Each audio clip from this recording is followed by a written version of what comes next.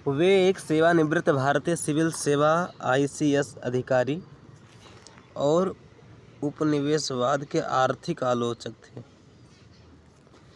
उन्होंने 20वीं शताब्दी के आरंभ में अपनी पुस्तक the economic history of India, ठीक है, इसको नोट कर लेंगे, the economic history of India प्रकाशित की, जिसमें उन्होंने 1757 के बाद से औपनिवेशिक शासन के संपूर्ण आर्थिक अभिलेखों की सूक्ष्मता से जांच की। उपर्युक्त परिच्छेद में से किस व्यक्तित्व का वर्णन किया जा रहा है, ठीक है, तो इसमें से श्री रमेश चंद्र दत्त जी के बारे में चर्चा की जा रही है, ठीक है। इनके बारे में ऊपर लिखा ही हुआ है, जिसको आप सही से यदि पढ़ लेंगे तो उनके बारे में काफ़ी जानकारी आपको प्राप्त हो जाएगी। वैसे और कुछ भी जान लीजिए कि आर्थिक आलोचकों की बात यदि हो रही है ना, तो हमारे दादा भाई नौरोजी, ठीक है, दादा भाई नौरोजी जी को याद कर लीजिए, तथा महादेव गोविंद रनाडे को याद कर लीजिए, और रमेश चंद्र दत्त, ठीक है, ये 3 लोग थे, ठीक है। महादेव गोविंद रनाडे और RC दत्त, ठीक है, रमेश चंद्र दत्त, ये तीनों क्या थे, ये ब्रिटिश शासन के आर्थिक आलोचक थे, ठीक है। जो रमेश चंद्र दत्त जी थे ये ICS अधिकारी थे, ठीक है। उन्होंने 20वीं शताब्दी अर्थात 1901 में ही क्या की, the economic history of India नाम की एक पुस्तक को प्रकाशित किया, और बाद में 1757 के बाद से उन्होंने औपनिवेशिक शासन के संपूर्ण आर्थिक अभिलेखों की सूक्ष्मता से जांच की थी, ठीक है। चलिए,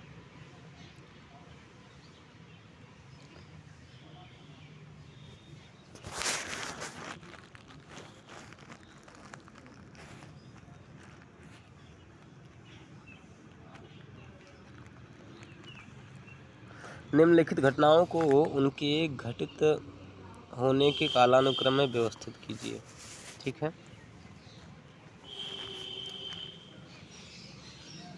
बक्सर का जो युद्ध है, पानीपत का युद्ध और टीपू सुल्तान की मृत्यु, ठीक है। देखिए, टीपू सुल्तान की मृत्यु जो है 1757 में हो जाती है। कब हो जाती है? 1757 में टीपू सुल्तान की मृत्यु होती है। बक्सर का जो युद्ध है वह 1763 में होता है, ठीक है। बक्सर का युद्ध कब होता है? और जो पानीपत का युद्ध है वो 1761 में होता है, ठीक है। पानीपत का युद्ध कब होता है? 1761 में। पानीपत का जो तीसरा युद्ध होता है 1761 में होता है। इसमें क्या होता है, जो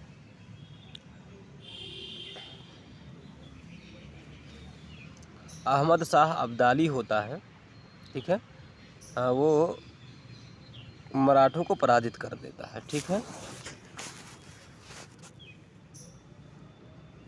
सॉरी ये जो टीपू सुल्तान की मृत्यु है ना भैया, टीपू सुल्तान की मृत्यु हो जाती है 1800 के लगभग होती है, ठीक है। सबसे लास्ट में टीपू सुल्तान की मृत्यु ही रहना चाहिए, ये हम गलत आपको बता दिए। मैं टीपू सुल्तान की मृत्यु बाद में होती है, ठीक है। तो याद रखिए, सबसे पहले नादिर शाह का आक्रमण होता है, ठीक है, 1 नंबर। दूसरा, फिर पानीपत का तीसरा युद्ध होता है, याद रखिए। फिर क्या होता है, बक्सर का युद्ध होता है, और फिर टीपू सुल्तान की मृत्यु होती है, ठीक है। तो 1, 3, 2 और 4 अर्थात सी ऑप्शन हमारा सही हो जाएगा, ठीक है। सबसे लास्ट में क्या होती है? टीपू सुल्तान की मृत्यु होती है। टीपू सुल्तान के बारे में यदि प्रश्न आता है तो मैं उसके बारे में आपको अच्छे से बता दूंगा।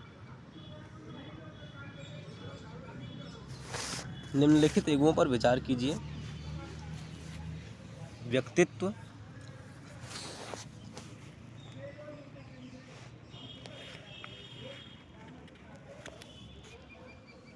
और आंदोलन। चलिए देखते हैं।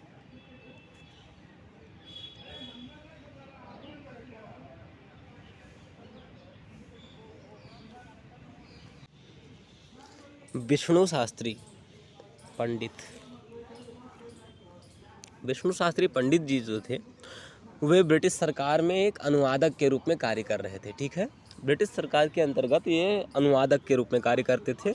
इन्होंने क्या किया, इन्होंने पुनर्विवाह तोजक मंडल, ठीक है, या फिर विधवा पुनर्विवाह संघ की इन्होंने स्थापना की थी। किसकी स्थापना की थी? विधवा पुनर्विवाह संघ की इनके द्वारा स्थापना की गई थी। किसके द्वारा? पंडित विष्णु शास्त्री के द्वारा। इनके द्वारा विधवा पुनर्विवाह संघ की स्थापना की गई थी। ये विधवा विवाह जो आंदोलन होता था उसमें सक्रिय रहते थे।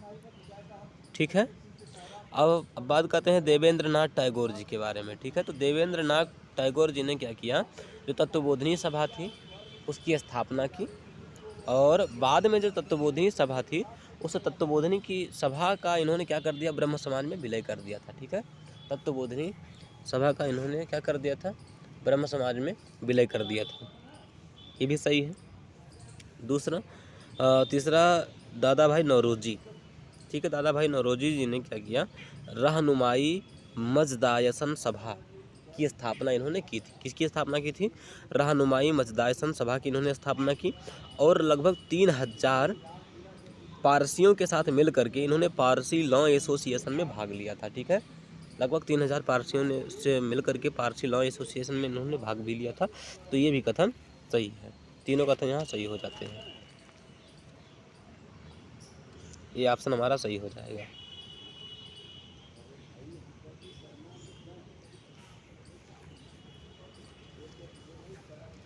(1857) के विद्रोह के पीछे निम्नलिखित में से कौन से कारण उत्तरदायी माने जा सकते हैं? ठीक है, जमींदारों की संपत्तियों को जब्त करना,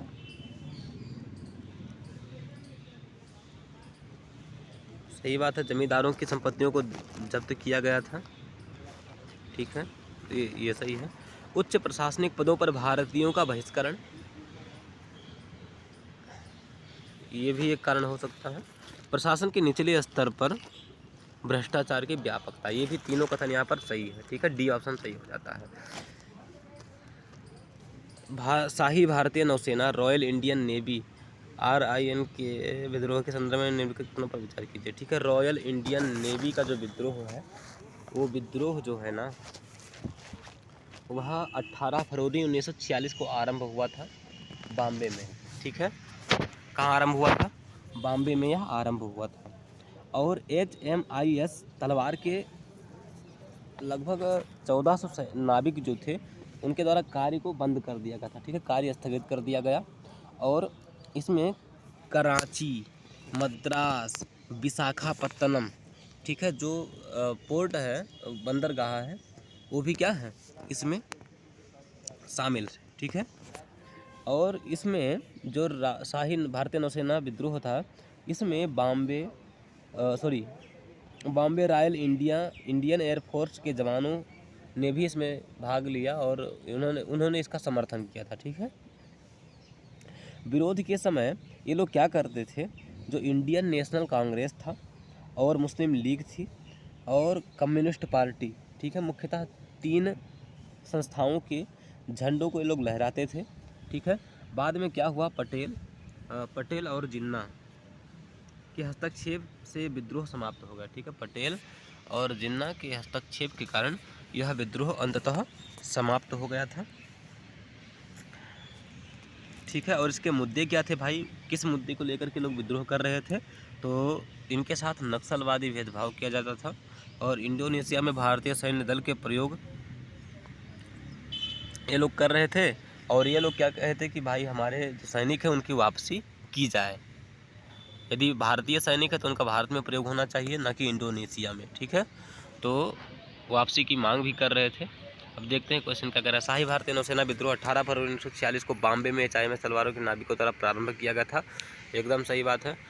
शाही भारतीय नौसेना विद्रोह के दौरान जहाज के मस्तूल पर कांग्रेस, मुस्लिम लीग और कम्युनिस्ट पार्टी के झंडे फहराए गए थे। दोनों कथन हमारे सही हो जाते हैं। अखिल भारतीय किसान सभा के संदर्भ में निम्नलिखित कथनों पर विचार कीजिए। अखिल भारतीय किसान सभा